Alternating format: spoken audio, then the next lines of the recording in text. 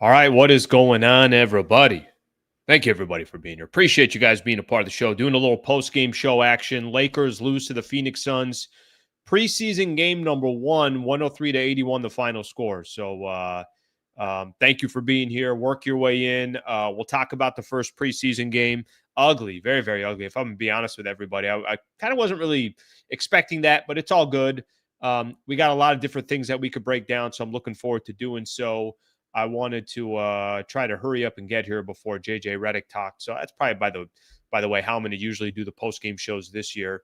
Come in before JJ talks, kind of get things started, and then when Redick talks, we'll throw it over there. We'll grab it from Spectrum, and then we'll get a chance to react from everything from there. Okay, so final score tonight, 103 to 81. We know obviously a bunch of main players didn't go for the Lakers tonight.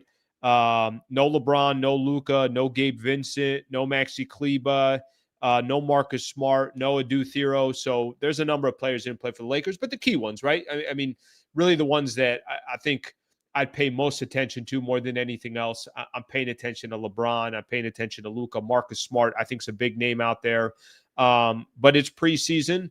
It's not the end of the world as far as who plays. The Lakers are going to be strategic with who they have thrown out there. Not that I'm going to justify it, because I do think it was really sloppy basketball, bad basketball, effort perspective. I didn't like it. Preseason, listen to me, I'm already making it sound like this is the NBA Finals. For Phoenix on their side, who didn't they have playing? They didn't have Jalen Green didn't play. Also, Mark Williams didn't play. So a couple of their key acquisitions in the offseason, they didn't have go as well. But really just a blowout from the beginning. So there's a few things I want to do in the post-game show, and I'll kind of set this up here, set the table up. We're going to pay attention to the guys that played. So we'll talk about stylistically how the Lakers looked. We'll talk about DeAndre Ayton, Jake LaRavia, Austin Reeves, Rui Hachimura, Jared Vanderbilt, Dalton Connect. We'll just talk about the guys that were in the game, what we liked, what we didn't like, and what you're hoping to see as the preseason continues. I'm actually curious to hear from JJ Redick. I'm curious to get his opinion and his thoughts on the game. And I guess I say that just primarily more than anything else, to be honest, just more from the perspective of, is he going to say anything of this not a big deal at all, or is he going to be upset at his team? I'll tell you what I was frustrated with tonight. And again, this is just one man's opinion, but I do want to walk through this because I think it's important to say. Just defensively, the Lakers were awful. They were really, really bad. You know, I heard Billy Mack and MT, Michael Thompson, texted in during the game. He was on the broadcast filling in for Stu. But a couple things that just kind of, stick out to me right out the gate. You saw for Phoenix, just small things, right? A lot of cutting, a lot of slashing to the basket, a lot of guys that weren't just standing around. Listen, they had Devin Booker in the game. That's clearly the best guy on the floor. They had Dylan Brooks. They had some of the guys that they're going to be playing through the season. Certainly had more of their core guys that were in the game than the Lakers did.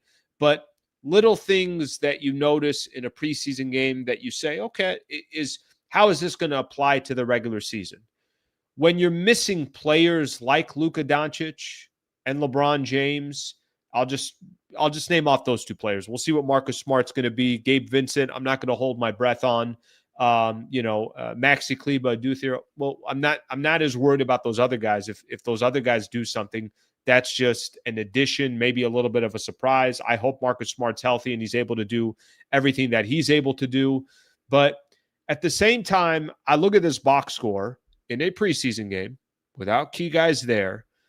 31% from the field were the Lakers. 17% were the Lakers were from the three-point line.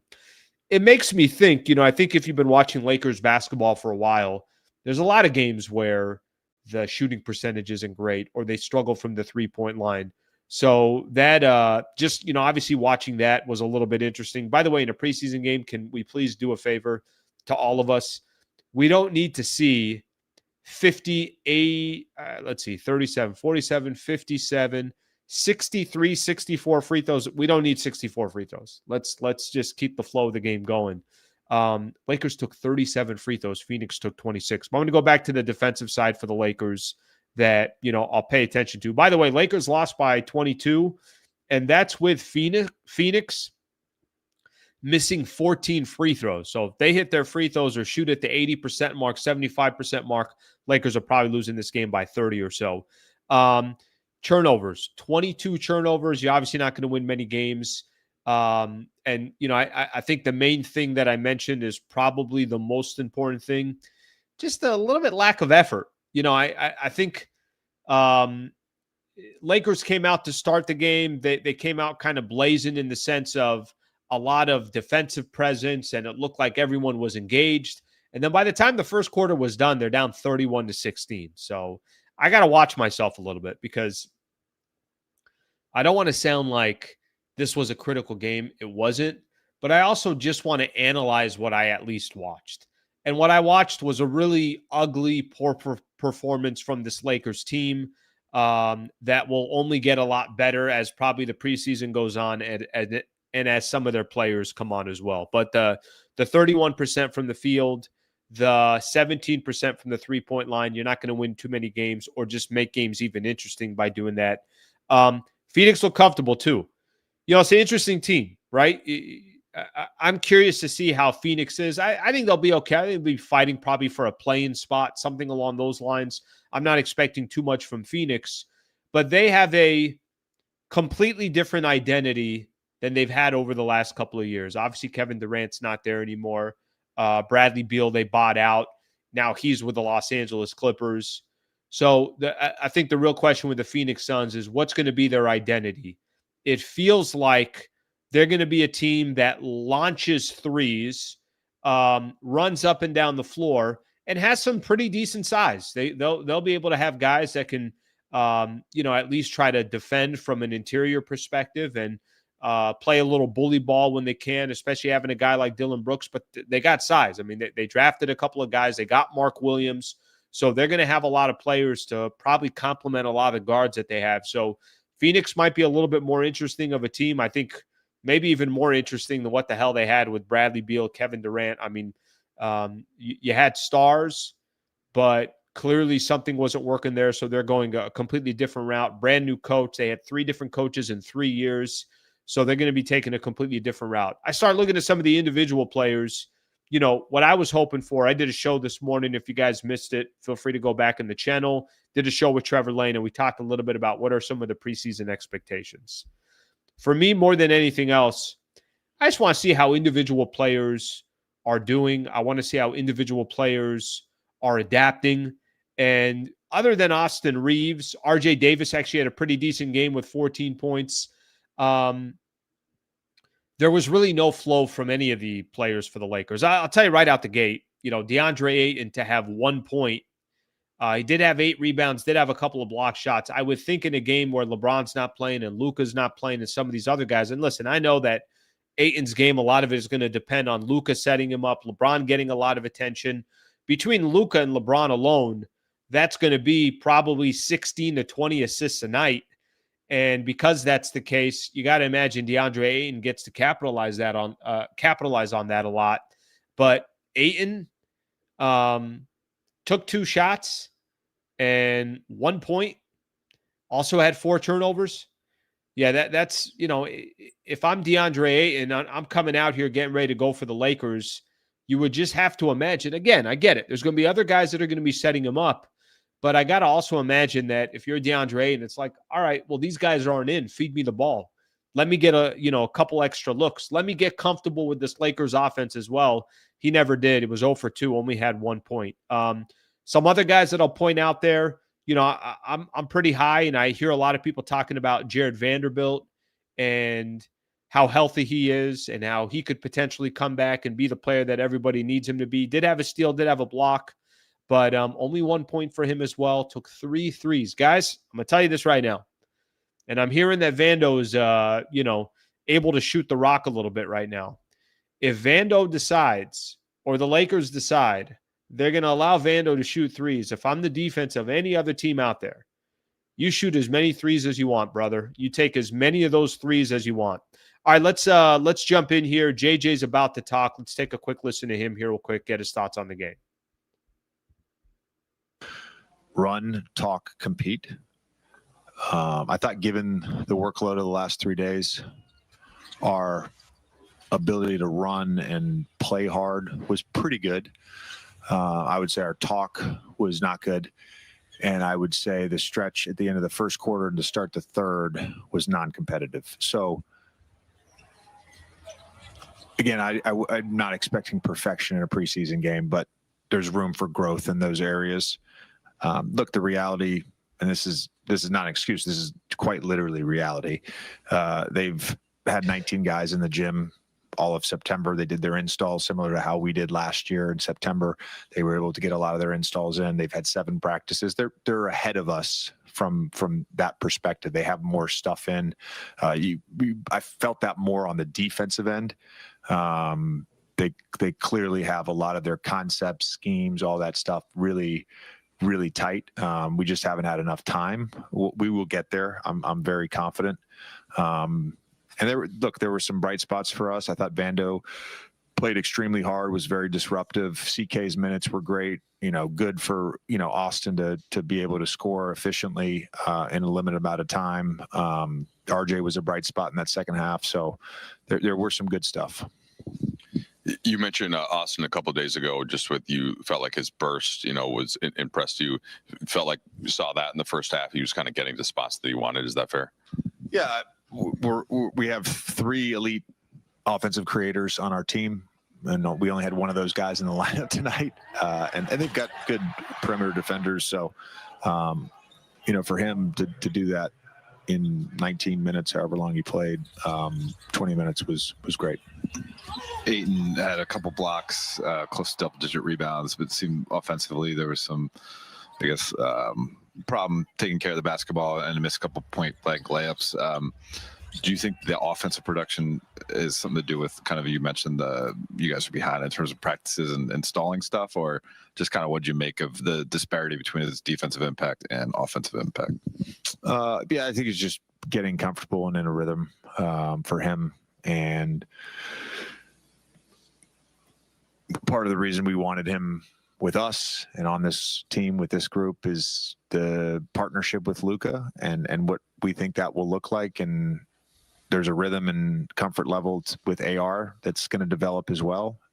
We worked on that some in our small group vitamins before practice yesterday, just the 2 of them for about 20 minutes, just talking through stuff. That will develop. And I think that's, where he's gets comfortable playing with those 2 guys and in pick and roll, you'll see his offensive output good. But he did make a couple plays. I know he missed one at the rim and hustled back and broke up a lob play. So there were some bright moments for him too. Take a couple more here. Just get a chance here, JJ, for the first preseason game. Get his thoughts, and then we'll get back to it. Down low on the block. Just how did you feel? I guess his teammates did in terms of getting him involved in that way. I think we tried. Yeah. Again, they were in a white, which they've been able to install whites. We haven't been able to install that. So they did a good job fronting them and having a low man. So we were cognizant of that. It was mentioned today during script and again pregame. So the guys were looking for him. But again, they had their defense installed for that. You kind of talked about the ability to run based on what you've sort of put on these guys the first 3 days. Were there moments tonight that you saw glimpses perhaps of kind of like, okay, this is like, these are championship shape type plays, like whether it was getting to loose balls or any of that stuff earlier? Is it still like? No, it's a work in progress. Those habits and communication and shape, particularly for a new group, those things take time. It's not going to be 10 games. It's not going to be 20 games. It's the course of an 82-game season. The hope is after 195 days from the start of training camp to the end of the regular season, we've stacked enough good days and built those habits. That's what we're after. That is the process of becoming a great team. It's not going to happen overnight, and there will be a level of patience with all of that. There will be an effort to facilitate all of those things, and there will be accountability to all of those things, but we're not expecting it to happen overnight. All right, stop it right there. Good timing. Spectrum stopping it right there as well. Okay, let's get back to the show. Okay, just kind of sum up here a little bit. Again, I did see some people in the chat. If there's a little bit of an overreaction, if it's going to be anywhere, why not be in a Lakers post-game show for preseason game number 1? Listen, I think let's just all, it's okay to be honest with each other. That was a shit game. I mean, it really was. That was, it was boring. It wasn't exciting to watch. You're missing the most exciting players that are on the Lakers that didn't play in this game. And you're also hoping to see some of these new guys come in and instantly start to have some production. It's going to take a second. There is a word being thrown around way too much that I'm not crazy about. This is one person. We're throwing the word championship around so loosely. It's like they got to be in championship shape. And this is, we say 18 because we're tied to Boston. Can everybody pump the brakes for a quick second? Like, I think there is a little bit of, and I get it. The Lakers have Luka Doncic, and they were able to kind of plug some holes that they had last year. We got a long way to go, number one. And number two, the NBA is stacked. I mean, you got teams in the Western Conference that if you got to the Western Conference Finals, you had to go through some unbelievable talent just to get there, let alone get past the Western Conference Finals, get to the NBA Finals and deliver. I feel like that term is being thrown around so loosely. But I will say this, just kind of going back to our original conversation. Listening to JJ Redick right there, I think a couple things stand out to me. There's a part of JJ Redick that's basically saying, listen, I'm not trying to make any excuses, but I got some excuses for everybody. And I think what he was trying to say was maybe Phoenix is further along the lines than the Lakers are as far as some cohesiveness and everything else. That's fine. It doesn't matter. It doesn't matter until October 21st when the regular season starts. But I'm going to go back to individual players because for me, what I'm more curious about in these preseason games, how's Jake LaRavia look? How's Jared Vanderbilt look? Is DeAndre Ayton getting his touches? Do you feel his presence on the floor? Hopefully when Marcus Smart comes back, that's another player that we can talk about. That's what I care about. I don't really care if Luka Doncic is ready for preseason game number 3. I don't. Neither should you. I know Austin Reeves is going to be a very productive player when the season starts. I kind of don't care whatever Austin Reeves does.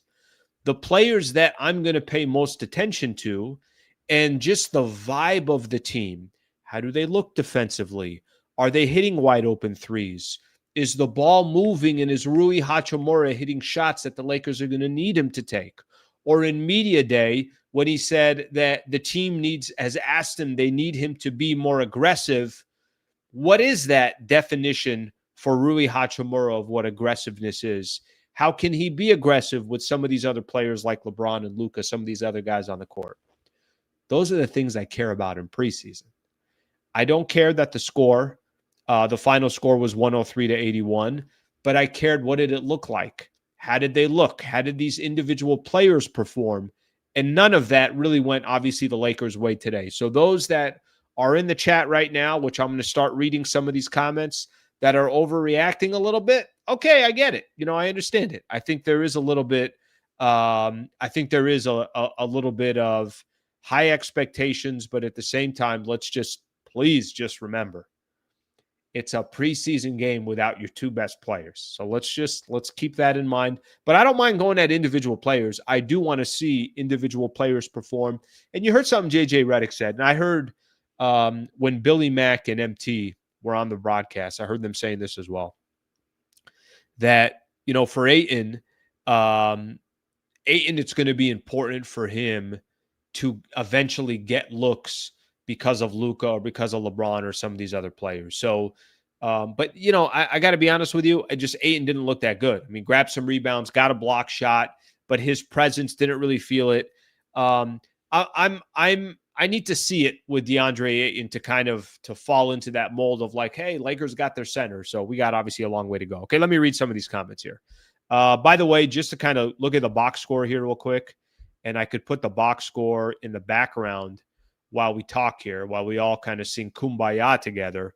I'll put the box score in the background, and then we could still do the comments and everything else. But at least we could look together how some of these individual players did and everything else. So here's the box score right here. Let me take this banner off here so you guys can see everything. So just kind of looking at this together, you look at it from a Laker perspective. Rui was on fire, 3 for 12. In a game where Rui basically can do whatever he wants, was on fire, 3 for 12. Vando went 0 for 4. Jake LaRavia, not awful. 7 points, 5 rebounds. Again, Jake, I think is going to be a player that we're all going to keep an eye on. We're all going to be looking at, specifically because he is a signing in the offseason. He is a player that they're going to depend on. He is probably a cheaper version of Dorian Finney-Smith that the Lakers decided, let's go cheaper and younger. So we're going to obviously keep an eye on Jake LaRavia. Let me look at a couple of these other players. I mentioned Ayton went 0 for 2 with 1 point. Ayton outscored me by 1 point tonight. And then Austin Reeves had the 6 of 11. Kind of got any bucket that he wanted, ended up with 20 points. Coming off the bench for the Lakers, I mentioned there's a lot of other people that, obviously are there's a lot of other players that will be the guys that come off the bench that weren't there today.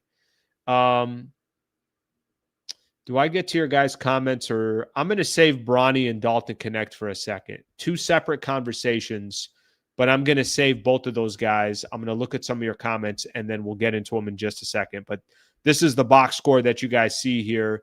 Let me bring myself up a little bit here, and let's take a look at a couple of the comments here. Let's go through some of these comments. I'm going to try to go back a little bit just because, obviously the chat's going on. Let's see what we got here. Awful game to watch. Lakers picked up where they left off. It's preseason, but still, it was a really, really ugly game to watch. There was a point where I think Royce O'Neal was taking a shot at the end of the third quarter, and Billy Mack and MT said, if this shot goes in, I'm leaving. And I think they actually meant they were ready to leave. That's how bad a game it was. Letting DFS walk was the biggest mistake. We'll find out. I wasn't there to pay.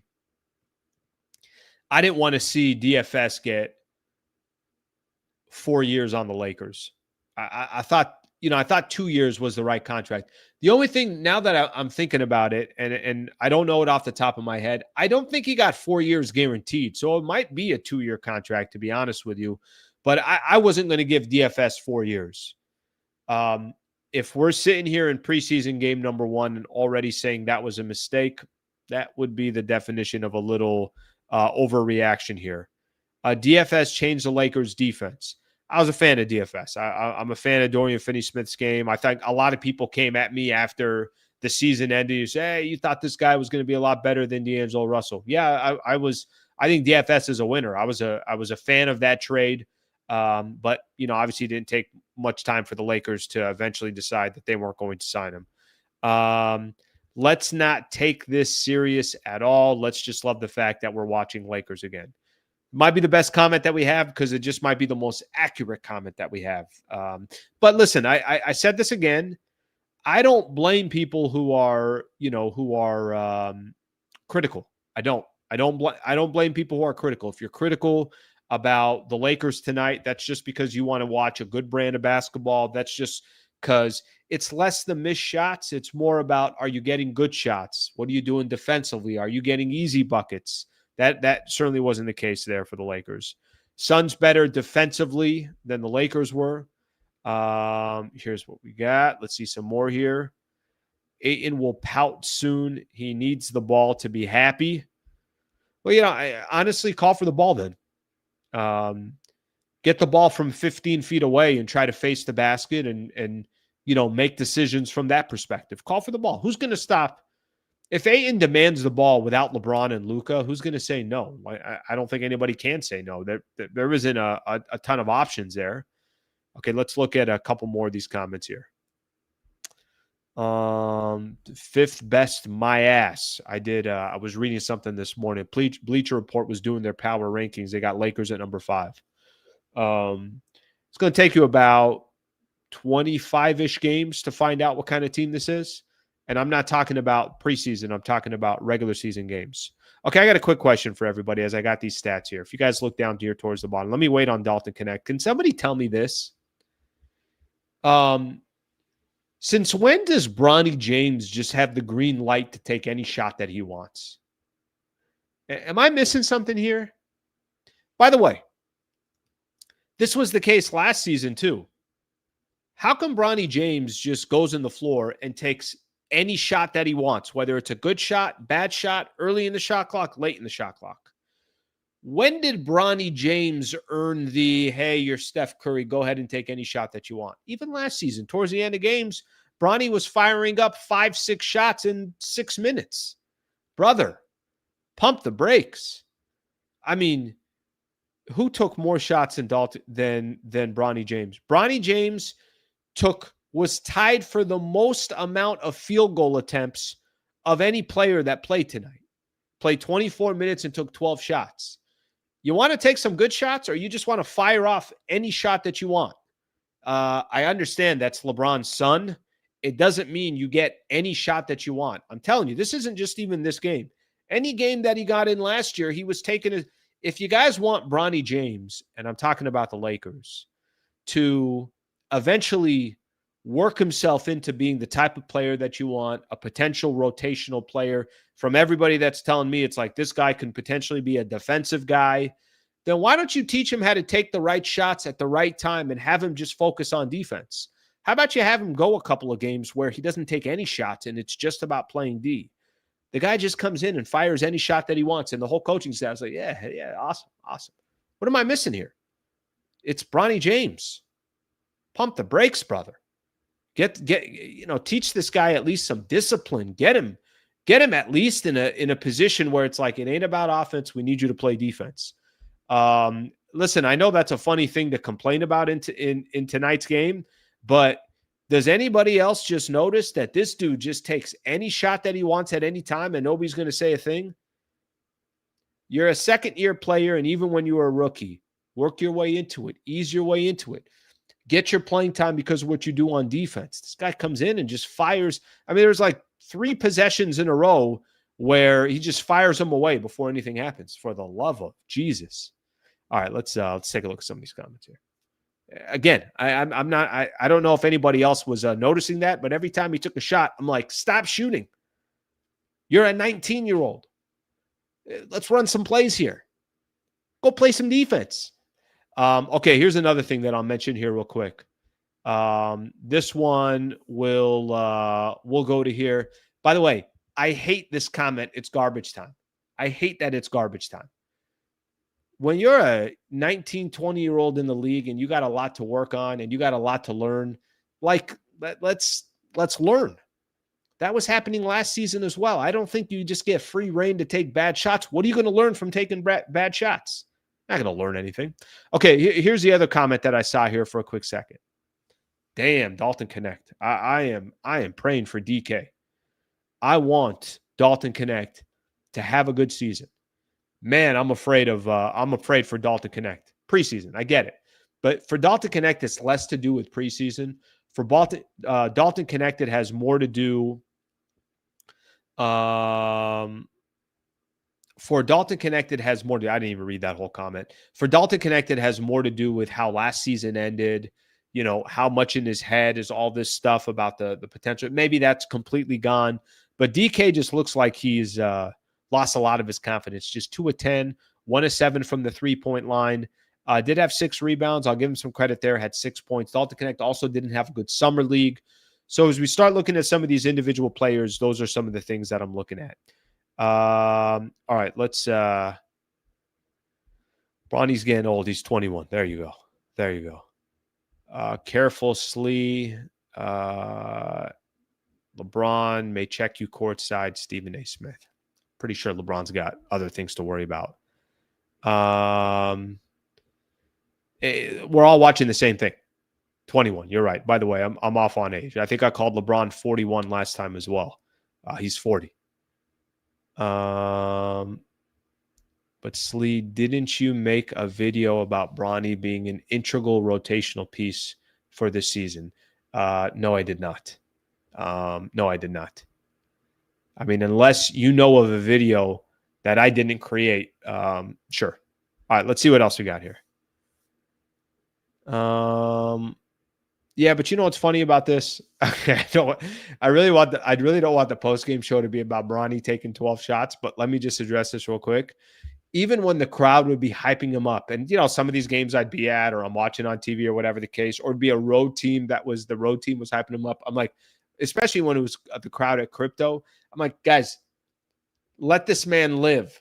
He doesn't have to come in and try to put on a show. He's 20 years old. Let the guy properly develop. Listen, I'm rooting for Bronny. I've told you guys this before. Definitely rooting for Bronny, but I don't think it's a good recipe. It's kind of funny. I understand it's preseason, but I think it doesn't matter whether it's preseason, regular season, summer. The way you play and the style you play is important. I liked what MT said during the broadcast. Billy Mack had asked him a question about, the question was something about how he treated preseason games. And he said they were very important to him. He said not the result of winning or losing the game, but for all of the players were trying to get the proper conditioning, the proper rotations. Are you cutting at the right time? Are you improving as a team perspective defensively? The goal in a preseason game is not to win 104-103, and 103-81 is the score. The world's not going to end, but the goal is just from an individual perspective, from a team perspective, are you getting a little bit closer to what you're going to need to be when the regular season starts? All right, let's take a look at some more of these comments here. More concerned about the non-defenders. Man, these comments are awesome. I think you should be more concerned about the non-defenders of the roster.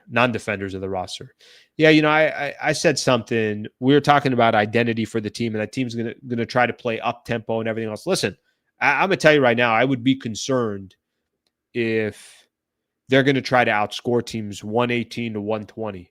Got to have a defensive presence. And hopefully guys like Marcus Smart, hopefully he's healthy. Hopefully a player like DeAndre Ayton will have an impact. Hopefully Vando will be healthy as well. Hopefully Rui can have a presence on the defensive side. But you're going to need to get stops. This can't just be an offensive thing. All right, let's take a look here at some of the other comments. I will look here. I see people telling me that other people are talking. Let me get this actually back up here real quick, and then I'll see if there's a player that I think you guys are going to want to hear. And we're not going to go. This will not be a full post-game show as I'll do during the regular season. This is more just kind of a abbreviated version of it. Okay, Bronny talking. Let's see if we can catch some of it. He's probably going to take 6 more shots. I might miss it here. Let me see if I can get any piece of it. Let's take a listen. Trying to fill out my role still, and just continuing to grow during the season. JJ's preached like process versus results oriented. With that in mind, you look back at your shot selection today. What do you think of the shots you took versus whether it went in or not? I feel like they were, pretty good shots. That wasn't rushed, wasn't, forcing anything. Didn't have my legs under me as much as I wanted to. So a lot of them were short, but, most of them were online, and I felt like I could have made them. So I think I, took some good shots. How would you gauge what a successful preseason looks like for yourself personally? I'm just trying to fill it out, trying to get some reps in with, the guys. There's probably not going to be as many opportunities during the season. So just, coming out and playing hard, playing my game, and doing the non-negotiables. So, JJ sees that and maybe, give me an opportunity during the season. We had a great conversation with Bronny at the All desk, right. guys, on media day. Stop What are your that right expectations for year there. 2, obviously? As I try to mute this here. Okay. So there's Bronny talking a little bit right there, and we get a chance to hear from him. Yeah, listen, at the end of the day, where, this team sits and to start the preseason and the excitement that's going to be surrounded by this team, it should be there. Honestly, I think that eventually when the right players are there, we're going to find out what this team is. But a lot of disappointing individual performances tonight from players that you're going to hope have some contribution. So the Ruiz of the world, like I said, Dalton Connect going 2 for 10. Very nice to see Vando out there and doing what he does, but, shooting 3 threes. I don't think there's a team out there that's going to try to guard Vando if that's going to be the case. So kind of keeping an eye on some of that stuff will be good to know, or at least good to point out. Okay, so it looks like for Sunday's game when the Lakers play, they will I know Luka's not playing. He didn't play tonight, and then he's not going to play on Sunday as well. So something to keep in mind in regards to that. So you're still, it's going to be a second before you start seeing the players that you want to see. And JJ said this. I read a couple of quotes this morning. JJ said this yesterday, that he's going to give guys some time. So don't expect that much from Luka. Don't expect that much from Austin Reeves. LeBron, we're not even sure if he's going to play in any of these preseason games. So I just wouldn't be surprised or shocked if it's like this. What I'd like to see is just some of these individual players perform, or, just kind of start showing some of their value. Okay, let me get a couple of comments in here. David, thank you very much, brother. I appreciate the super. David Sabatini gets in here. In your opinion, does RJ Davis start the season with the big boys, or the G League look pretty good tonight? I think he starts in the G League. Listen, it's just not to crack the Lakers rotation. I was talking a little bit about this earlier. Let me list out all the different players that are going to be. There's 10 players that you feel like are going to get playing time. Okay. LeBron, Jake LaRavia, why am I going Jake? DeAndre Ayton, Luka Doncic, Austin Reeves, Rui Hachimura, Jared Vanderbilt, Jackson Hayes, Marcus Smart, and Gabe Vincent, maybe. That's 10 right there. Okay. That's going to leave some question marks for some other players that are going to try to crack the rotation. Maxi Kleber, I'm not sure if he's going to get playing time. Dalton Connect, I'm not 100% sure what's going to be his playing time. So to answer this question, I think RJ starts in the G League, and then, you kind of see what happens. David, I appreciate the super, brother. I appreciate you very much. Thank you for throwing that in there. Very nice of you to throw that 5 spot in there. Francis, Sup Slee. I remember you said once ACT is sports, or October is sports month. Oh, it's the best month. No, come on. Francis, the best month. It's making that argument this morning. It's the best month when it comes to sports. So yeah, I stand by that. Definitely stand by that. Francis, thank you for the super. David, thank you for the super as well. Let's get a couple more of these in here. Let's see what we got here. Lakers rotation isn't that deep to where someone can't break in. You're right, but not now. If something's going to happen, it's going to happen further down the road. If something's going to happen, they're going to give, listen, anybody that they picked up in the offseason, they're going to give a chance. Anybody that's on an expiring contract that they feel like they can maybe flip at some point during the season, I think they're going to give, some opportunities to. Gabe Vincent, Rui's going to be an interesting player all season long. He's going to be looking for potentially an extension. He's on an expiring contract. So I think a lot of those guys are going to get opportunities, and they might be just simply because they need them, and it also might be because they might be shopping them. I love when people just make up their own comments. Thank you, Alex. No, you're so right, man. You're so right, Alex. Thank you for being here. Thank you so much for your insight. All right, let me see some other comments here. Let's get some more comments. Let's see. All right. Okay, so let me preview a little bit what we got here as far as game coming up on Sunday. I'm going to preview it a little bit. I am just going to see here real quick if there is any more players that speak. If any other players talk, I'll fire it up here. If they don't talk, then I'm just going to preview a little bit what we got coming up on Sunday and then go from there. So Lakers do have a game. You know what? We got Ayton going. Let's get Ayton. Definitely want to hear from DeAndre Ayton. Let's get that one up here real quick, and we will get his thoughts. All right.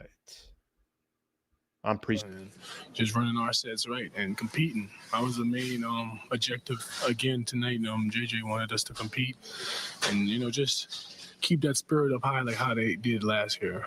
Yeah, JJ and Austin both mentioned that, guys have to learn where you want the ball, when, and obviously that's going to come in time on offense, but it felt like you really competed on defensively. You were able to protect the rim. Did you see it that way? Yeah, I wanted to show the team I'm more committed on the defensive end more than the offensive end in a way. I'm like I say from the get-go, I'm not really here for numbers. I'm just here for whatever the Lakers really want me to do.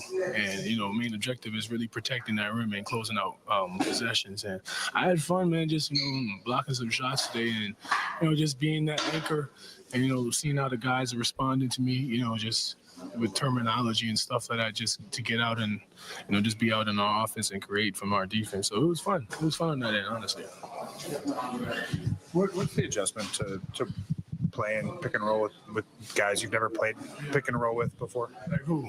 Like Austin. You're gonna do it with Luka eventually. Yeah, they're different guys, different playmakers. With Austin, I gotta just really hit and go. He's so quick and shifty. He really just gotta get out of his way, let him do his thing. And Luka is setting a good, strong screen, and having that 2-man and putting pressure on that big at the rim. So just learning everybody. Me, I can see myself with Bron probably as well. But just getting hard screens and initiating that physicality from the get-go, so our corners and stuff could be open, and we have a much pressure on that big. You said that you wanted to show your team that you're more committed to defense than you are to offense. I would imagine there have been times in your life if you sat in the locker room, you'd only gotten 2 shots and only scored 1 point, like you'd feel a certain way. You'd feel a certain way about it. Yeah, I would. But like I said, this is where it counts. So everything matters. It don't even matter if you shooting, scoring, shooting.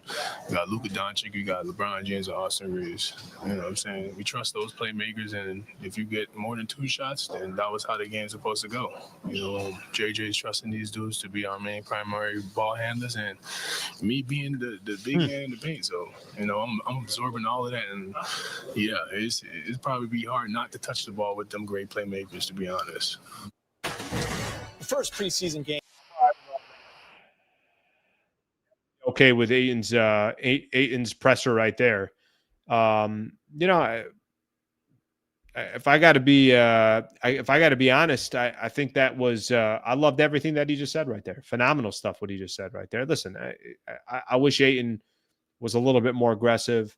I wish he got more looks. I wish we could sit here today and say, man, Ayton, first preseason game, he had 15 and 10 tonight. I wish we could say that. But I will tell you that just what he said there, the conversation that he's having, the way he kind of addressed it, no, that's a professional right there. And I'll take that. For somebody that's trying to, somebody's trying to work on his image around the NBA, because he is. 100% Ayton is. By the time he left the Portland Trailblazers, there was it more sounded like Portland wanted to buy him out because they didn't want him around some of his other rookies. Was his commitment there as far as to the team and everything else? What Ayton just kind of getting a little bit of a opportunity to say, listen, my focus wasn't on the offense. Maybe he's trying to send a message and tell everybody that I'm here for one specific reason right now. I'm going to play some defense, and then eventually I'm going to get the guys that are going to set me up, and I'll get my buckets and everything else. I'm okay with at least those words there for him to explain where he's coming from. So I got no problem with that. That was actually kind of nice to hear, and good for him for saying that. I'll give him credit for that. Okay. Let's talk here real quick, and then we're going to call it a day. Lakers' next game coming up is against the Golden State Warriors. So they're playing on Sunday at 5:30. Who knows who's going to play? So is this going to be one of those games where Steph doesn't play and Jimmy Butler doesn't play? Somebody's like, I genuinely don't know. I know that the Golden State Warriors, are going to be a team once the regular season starts. They got a ton of vets. They're old, but they're going to be in the mix. They'll be a headache. And now that they got the whole Jonathan Kuminga thing figured out, Al Horford is there. They signed some other players, brought back some guys. It'll be the first time that we get a chance to see them as well. So I will be back on Sunday. So nothing coming up tomorrow. Be back on Sunday. As soon as the Lakers are done, then we'll get another one of these post-game shows in. So I appreciate you guys hanging out. First preseason game. It's fun to get a chance to react to Laker games again, which will be great for some of the content that we're going to put on the channel. So I appreciate everybody being here. Thank you to all the members, all the subscribers. Greatly appreciate it all. I will see you guys Sunday after the Lakers take on the Golden State Warriors. Suns over the Lakers, 103-81. Hopefully everybody has a great night and a great weekend.